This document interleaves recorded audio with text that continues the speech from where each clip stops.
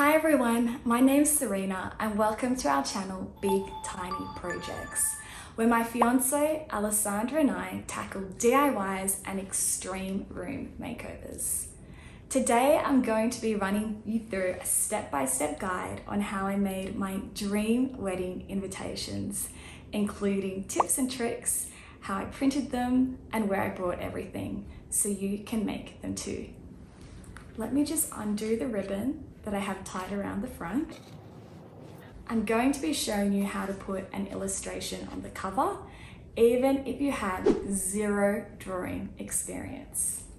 Then inside, I'm going to run through the information page, including the wedding shield, a details card with little illustrations, the RSVP card directing people to our wedding website, and then how I assembled the invitation, including the pocket and my personal favorite part, the wax seals.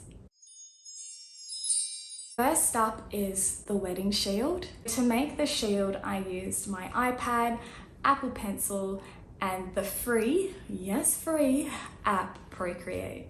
So I open the Procreate app, I tap the plus button to open a new canvas. You can customize the dimensions to whatever sizes you like.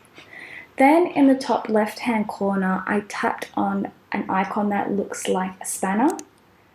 I turned the drawing guide on, and then I tapped Edit Drawing Guide. The last option on the bottom right at the top is Symmetry. I tap Symmetry, and then I press Done. So this means that whatever I draw on one side of the page is mimicked or mirrored on the other side. This is such a great hack to make sure that your shield is even. I used this technique to play around with the shape of the shield until I got something that I liked, and then I added the initials and flowers. So in this floral arrangement, I wasn't so sure that it fit our theme of rustic. I felt it lent more boho, so I decided to try another design using maidenhair ferns, and I liked this better, so I went with it. This is my details page. I'm Australian, my fiance is Italian, and we're getting married in Italy. So for half of the guest list that are in Australia, I needed a few more details to put on the invitation. So we decided to have a welcome dinner because they're literally coming from the other side of the world. And I also needed a third section to talk about the accommodation in case they want to book somewhere to stay. So to accompany the information for the welcome dinner, ceremony and reception, and accommodation, I did little illustrations. So you may recall that I said I was going to include ways for you to do illustrations even if you have zero drawing experience. And what you do is you trace a photo. So for example, when we went to have our menu tasting for the food that would be at our reception, we got to pick the glassware, the plates, cutlery, and the caterer took a photo and sent it to us. So I'm just going to import that photo into Procreate and literally trace it. Much like I adjusted the symmetry options to make sure the shield was even, I'm going to do the same for the plate and knife and fork. Only this time, under symmetry, I'm going to click Options and then select Radial. Now when I trace over the design in the plate, it multiplies that by 8. To draw the knife and fork, I want to turn the radial off. So I go back into the canvas settings and I put it on perspective.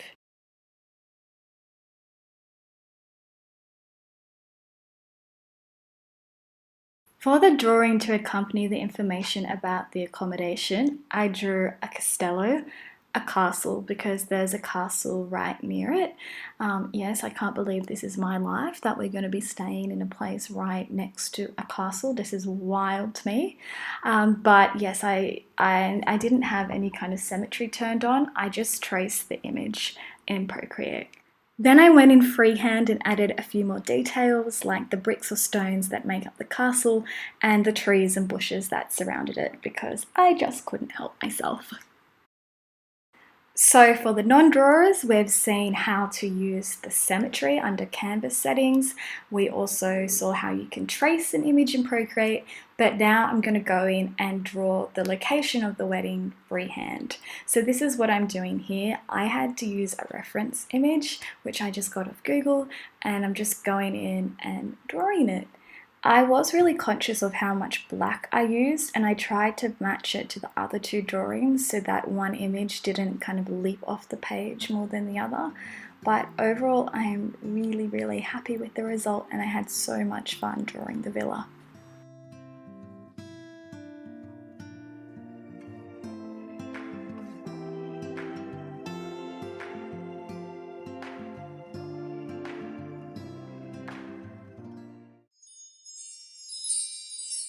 I love the drawing I did of the villa so much, I decided to add it to the cover of my invitations, only in colour. I wanted an organic, messy kind of look like I'm doing here. And I ended up with this as the final result, but I don't know, I just didn't love it. Then I thought I'd go in and make the colour more refined and not so messy, keep it inside the lines. But it didn't really do it for me either. I don't know why. This was an alternative design I didn't end up using, but I had the aerial shot of Lake Como drawn in the background. By this stage, I was becoming increasingly more frustrated until I had this great idea that instead of having to do a watercolor and redraw the entire image of the villa, I could use the drawing I already did in Procreate, print it on some watercolor paper, and then go back in with the watercolor afterwards.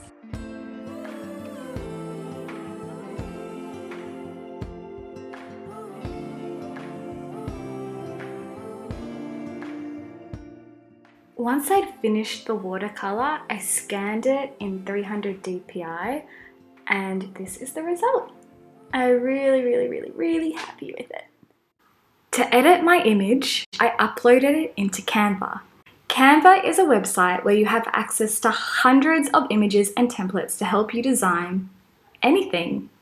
It is subscription based, but you can get a free subscription, and then I signed up for the Canva Pro free trial, and with that it has a really cool feature where you can remove the background of images. Now I knew I was going to have to remove the empty white space around the villa before I printed it, so I'm going to show you how I did that in Canva now. From the top left hand corner of the villa, look diagonally left and you'll see it says Edit Image. Click on that and then click on Background Remover. It has a big colourful rainbow beach ball. And just like that, the white background is removed.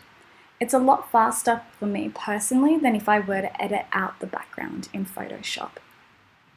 I made sure to click Apply after using the background remover, and then I played around with the settings such as brightness, contrast, saturation of the image until I got it just right.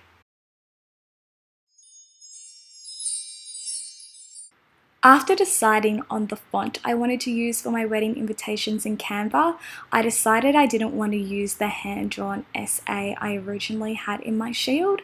So using the new font, I typed SA in Canva, took a screenshot, opened it in Procreate, and traced the S and the A. Then I moved the letters closer together so that part of the A went through the S.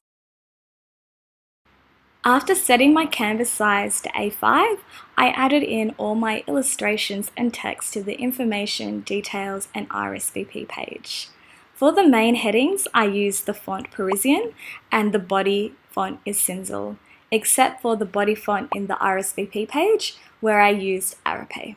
For the pocket section of the invitation, I searched Italian patterns in the elements section in Canva. Then I scrolled through the options until I found one that I liked. Then I changed the color of the pattern to a coral tone to match my wedding colors, and I enlarged the pattern until it filled the entire area of the A5 page. Remember to ask someone else to look over your wedding invitation to make sure there's no spelling mistakes and that all of the instructions make sense. Okay, so now we're ready to download our invitation. Click on Share, Download, change the file format to PDF print, and click download. If possible, it's highly beneficial if you can physically go into a store and have a look at their papers. That way you can see the different hues, you can feel the texture, feel the GSM, which is the paper thickness, and I just feel like in the long run it'll save you a lot of time and have the best result. So if you're based in Sydney, I can highly recommend House of Paper, which is where I went, and I can run you through what options I got if you're interested. Future Serena here. I literally hold up every single different type of paper that I purchased and talk about the GSM and paper color. So I'm just going to put it in the description for those of you who are interested in possibly buying it for yourself. To cut the trifold section of my invitation, I used my Cricut machine. But don't stress if you don't have a Cricut, because you can do this by hand. Just look for a tutorial on YouTube. Using my Cricut, I opened up Design Space and I created a rectangle. I adjusted the dimensions to an A5 piece of paper and then I duplicated it. Drag the second rectangle down to the bottom of the first rectangle, click on Shapes, and create a semicircle. Adjust the dimensions, rotate it and drag it to the top of the first rectangle. Click and drag to select all the layers and align everything in the center. Click Shapes to add a line, rotate it, make sure towards the top left-hand corner under Operation it says Score, then click and drag the line to the appropriate length. Duplicate it and drag the second line to the top of the second rectangle. This is where the Cricut's going to score the card, so it makes it easier to fold. Move all the shapes so they're touching each other, select all the layers, and then click Combine, Weld in the bottom right-hand corner. Select all the layers, click Attach, and now we're ready to cut out our trifold invitation. After adjusting the mat size to 12 by 24 inches and the material to A3, I place my piece of paper onto my mat. I used the purple mat with a stronger adhesive because when I had it on the standard green mat, the score lines weren't coming out as strong as I'd liked. After checking that I had my scoring tool in, I followed the prompts in Design Space. I pressed the button with the flashing arrows on the Cricut machine, and after it had finished measuring, I pressed the flashing play button to start the scoring process. Design Space prompted me to swap out the scoring tool for the blade. After doing that, I pressed play so that it could start cutting. Watching it cut out the shape was so satisfying and really cool. Once it's finished cutting, press the flashing arrow buttons on the Cricut machine and it will eject the mat. Now, to take the piece of paper off the mat, it's really important that you pull the mat and not the piece of paper. And there we have it, our beautiful trifold invitation. Okay, so if I had have known that House of Paper printed invitations, I should have just got them done there, but I didn't know that before going. So I thought, oh, I'll just go to Officeworks, which is like our local print and copy store, because part of the invitation, this part, is A5, and I thought that they could just feed it through. But they wouldn't, because they said it wasn't a regular shaped piece of paper. So then I thought, okay, I'll just do it on my home printer. If I put the invitation this way and print it in landscape, it should just feed through and print really easily. Despite putting all the options possible on landscape, in not only the PDF, I also put it in Word, I also checked all the printer settings to make sure it was in landscape. My printer refused to print in landscape, which is what you can see here. So this is basically it printing portrait mode many times because I kept trying and fiddling around to put it in landscape. And it got to the point where I literally screamed, not the ooh scream, that ah, and I can't scream because I'll probably, you know, burst someone's eardrums if they're listening to this video with earphones, but I screamed so loudly because I was so frustrated, and Alessandro literally came running. He was like, sweetie, are you okay? Did you hurt yourself? I was like, no, it's just a printer. Anyway, so then I came up with a solution where I could print it like vertically in portrait mode, but I had to feed it through and push each one through individually. And also sometimes it wouldn't feed through properly and it would move, and then the house would be printed on an angle. So I wasted about 7 of these, which take about 3 minutes each to cut out on my Cricut machine. So that was extremely painful. But thankfully I didn't have an issue printing other parts of the invitation.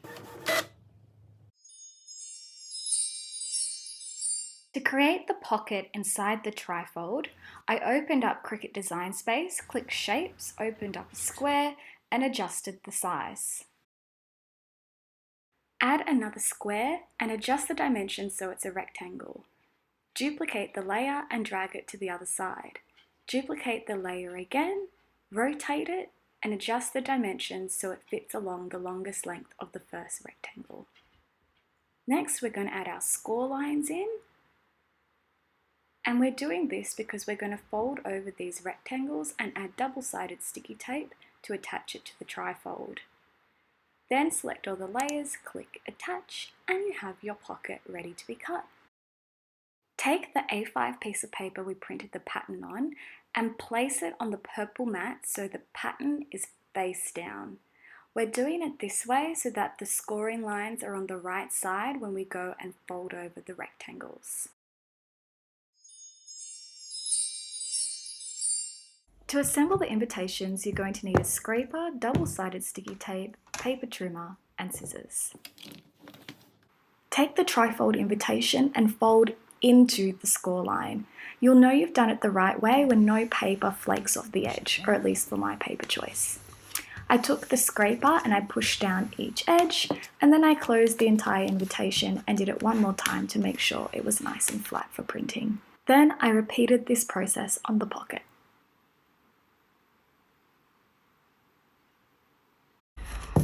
So this is the part where I probably stuffed up the most because I printed everything A5 on my printer at home, but it is the same size. But I want to have this yellow background just to add a bit more color and match the colors of the wedding. And I should have, when I brought the paper, thought about this and had them cut all of the paper in one go to trim it, but I didn't, so I had to cut everything off using one of these, and this took a really long time. Definitely try and have everything cut at a print shop or some art stores. Not common in Australia or print shops here, but they have the big guillotines that you can use. Then once I had all the pieces, I added the double-sided sticky tape. So you could probably just go in with the corners, but I put it on all sides just because I really did not want them to come undone. I only added double-sided sticky tape to the yellow page, information page, and pocket because the details page and RSVP cards sit inside the pocket and can be taken in and out. I removed the paper from the double-sided sticky tape and stuck the yellow piece down first. I used my scraper to make sure it was secure, and then I added the information piece of paper.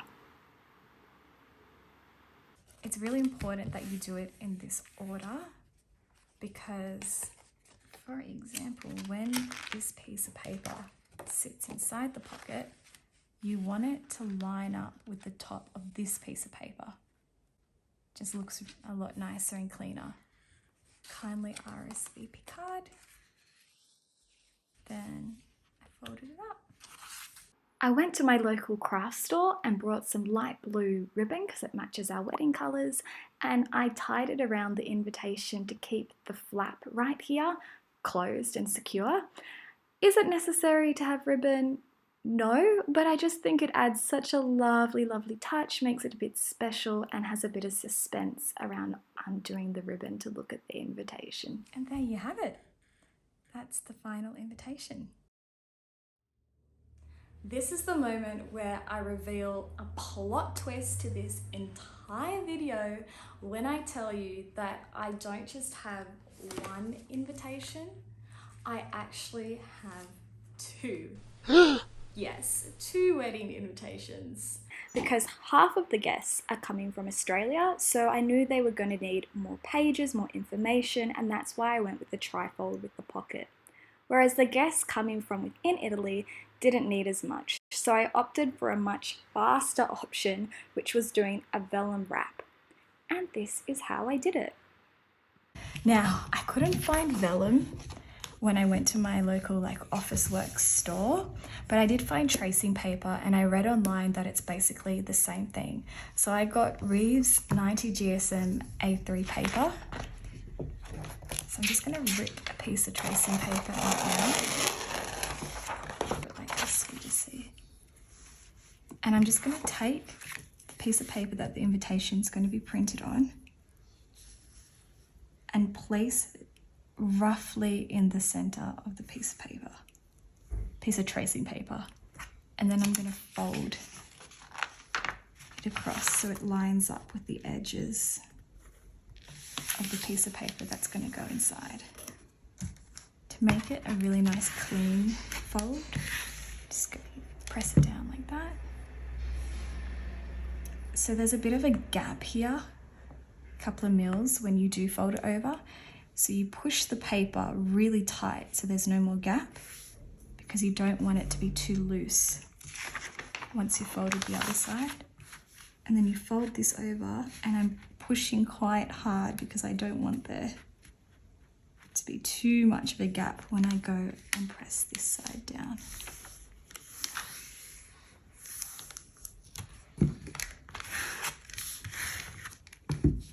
So this is the gap that I'm referring to, but when I push the paper more into the middle, it's not going to be so obvious and so loose. So now open it back up.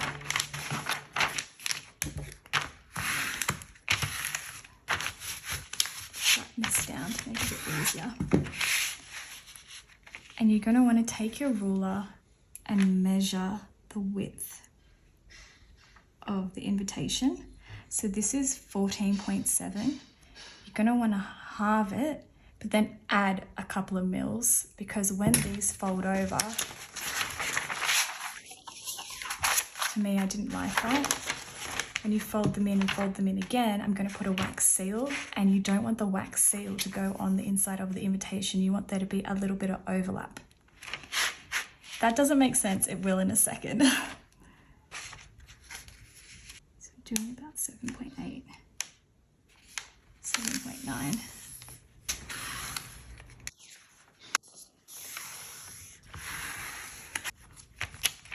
And I'm going to fold this over. And you can see that there is a slight overlap, which is exactly what I want. I'm going to flatten it again, just so it sits nice and flat. Ta-da! Okay. And then I'm going to make sure that the bottom of the invitation inside's sitting on the bottom of the tracing paper. Obviously, this is too long.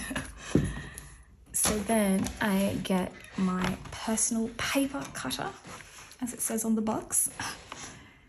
And I'm just going to cut it exactly flush with the top of where the invitation ends. And it ends up looking like this. Now I'm going to go and print the villa on the front of the tracing paper. I inserted a piece of paper that was A5 inside, so that it would be a bit stiffer when printing.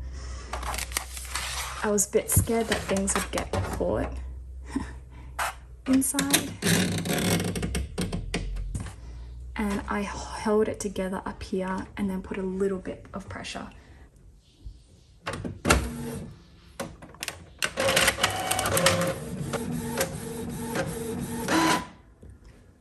So this one turned out really nicely as well.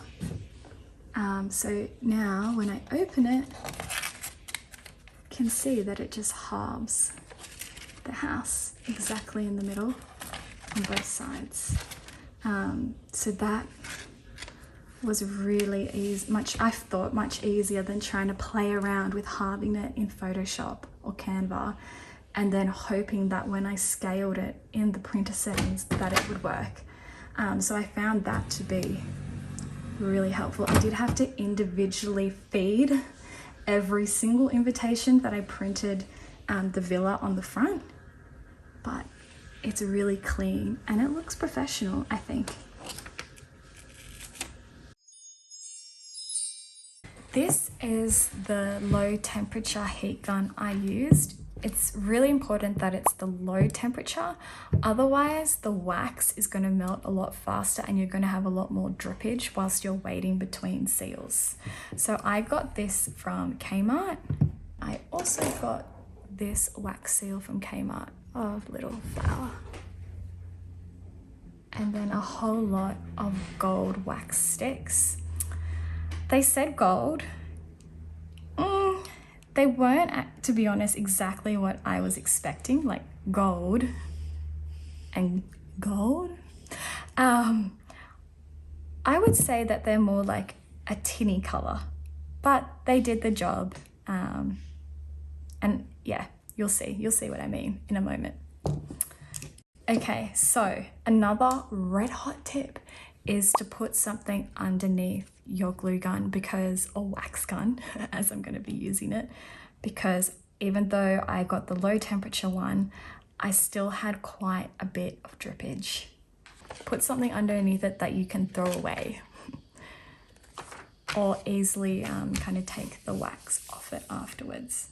Once the glue gun has warmed up, squirt a blotch of wax around 1 to 2 centimeters in diameter and press your seal into it. Leave the seal for about 10 seconds and then remove it. Once I got into a rhythm, I set up this process where I put the seal into the wax, moved the invitation to the side, and squirted some more hot wax on a new invitation. So I wasn't just sitting there doing nothing, waiting 10 seconds before I could take the seal out. It also saved me a lot of wax because it meant there was less drippage. I repeated this process when I put seals on the back of the envelopes, and it was a really nice touch, and as soon as I handed the envelopes to people, they immediately commented on the seal. So definitely worth it. Overall, I'm thrilled how my wedding invitations came out. You do need a lot of time and physical space when assembling the invitations, but it's super satisfying to see something and give something to your guests that you've made and completely personalized. So I hope you enjoyed this video. Don't forget to hit that subscribe button to see more DIY content.